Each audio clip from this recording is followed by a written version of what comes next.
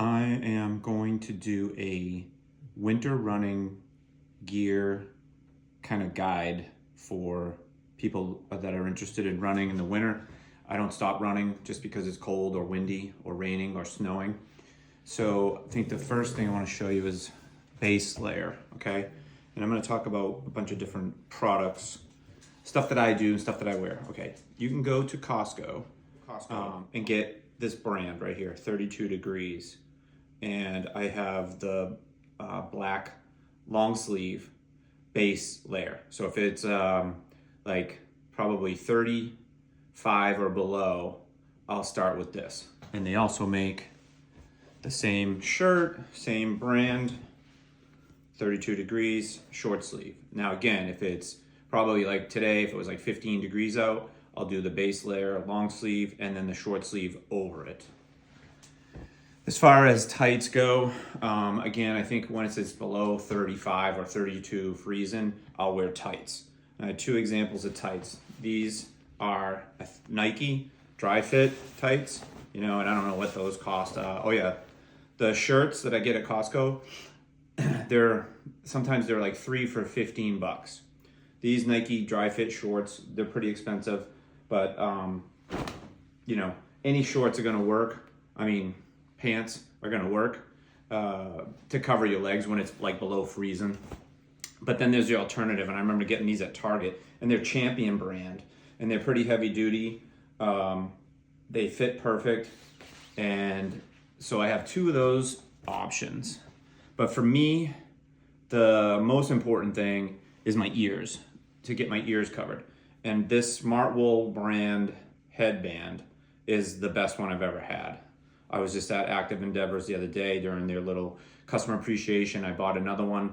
I went back to the store and got a couple more because I wear them every day. But ears protection, this is how I do it. Neck gaiter. This brand again is Smart Wool. I've had millions of different neck gaiters, and for some reason this one is like the perfect one, because when you're running, and if you use a neck gaiter and you're running, it can, I put it up over my nose if it's really windy or cold. But this one has like a ridge around the top here, like a seamed ridge that kind of sits perfect over my nose when I'm running. It's Smart Wool brand, and it's perfect. Outer layer. I have a Patagonia Houdini for when it's like 32 or above. And then I just bought this, and I hate to say, I don't know what the name of this jacket is, but it's the best cold weather, lightweight, wind resistant, wind protective running jacket I've ever had. I had a Patagonia that was similar to this that I wore so much that it just fell apart, literally fell apart. But if anybody knows what the name of this jacket is, it's their newest jacket. I got it in Wausau, Wisconsin at a really cool shop up there. But this thing is the best shell for running outside. And what you don't want to do is you don't want to get too warm. I forgot another thing here.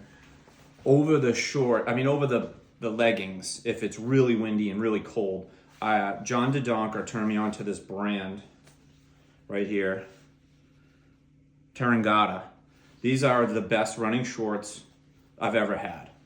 They are super lightweight. They have all this storage around the waistband. It's a really thick waistband, meaning like wide, and you can stick all stuff in there. And it's the best one. I put my phone in here. Don't even know I even have it. But I'll wear this over. I have a base layer of underwear, my tights, and then this over when it's like the other day when it was, like 5 degrees.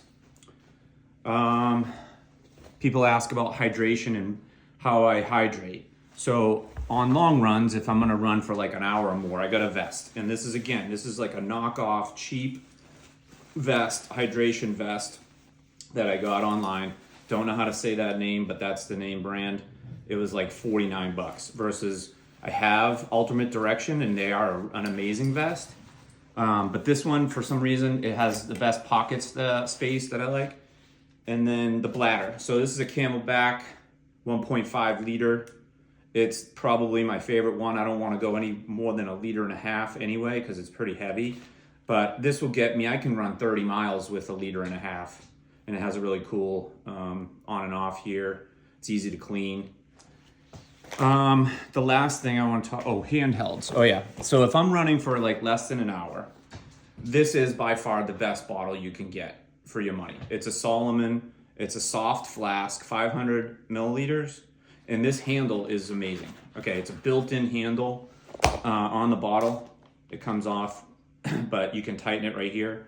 But this one handheld bottle is probably my favorite. I saw a bunch of videos of these people and they were running with this Hydro Pack bottle. This one's pretty cool because it has this automatic, like if you wanted to refuel, like if I'm gonna run a race and I have a station, this is an easy refuel as opposed to twisting it off and on. And then it also has the handle, but this one has a thumb handle here. So like I don't even use it that often, but there's the ability to put your thumb through there. I mean, you see how it goes and you have your thumb and you can literally like do whatever you want with your hand there. But the collapsible bottle is the way to go. I used to run with hard Camelback bottles in my vest. And the problem with the hard ones is that they stay that big the whole time. These collapse. And then the other version of that Solomon with no handle, which will fit in the pack really easy, is this one here. And it's, again, 500 milliliters.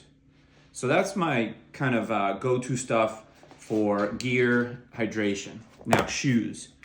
So on certain days, so like my go-to stability shoe is the Brooks Adrenaline GTS. This is the 24. They just came out with their 25s, but it's probably the best shoe for everyday long miles training shoe, for me anyway.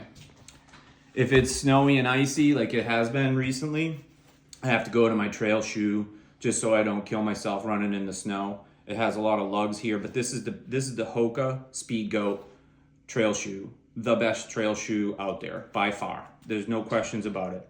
It's super light. It's like the Clifton trail shoe basically.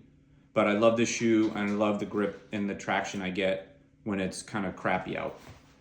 If I'm doing speed, I just came across these. A friend of mine, Chris Brooks, turned me onto these New Balance, the Fuel Cell Super Comp. I think this is the V4.